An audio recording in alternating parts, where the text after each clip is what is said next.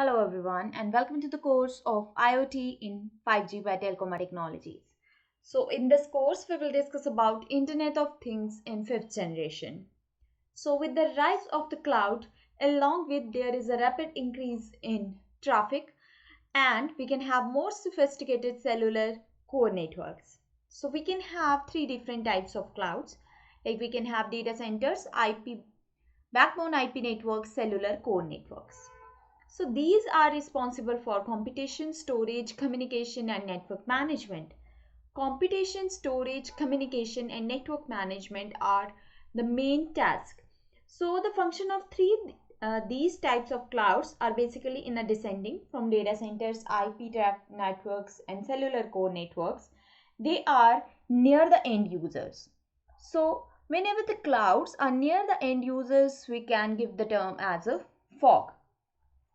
So fog, this is basically empowered by the latest chips, radios and sensors, edge devices which are totally capable, like we can have edge devices near to the end users and the devices are totally capable of performing complex functions including computation, storage, sensing and also the network management. So like architecture, which is basically the fog architecture, like we can have division. Now where division between each layer of the network. We can have division between the control plane and the data plane. We can have division between the cloud and a fog, which can support various application domains.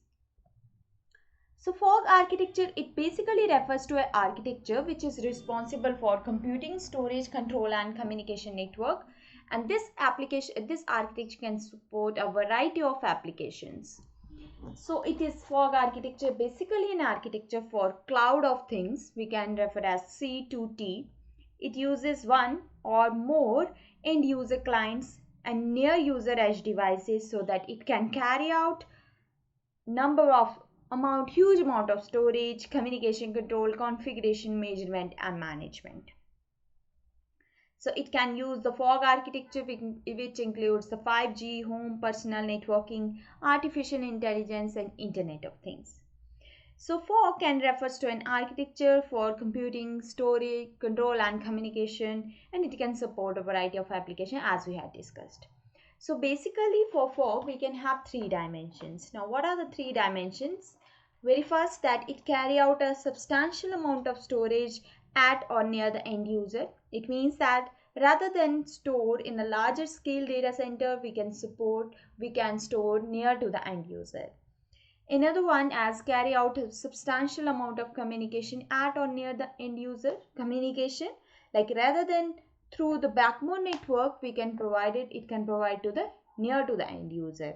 And third one, it carry out a substantial amount of computing and management, control and configuration at or near the end users.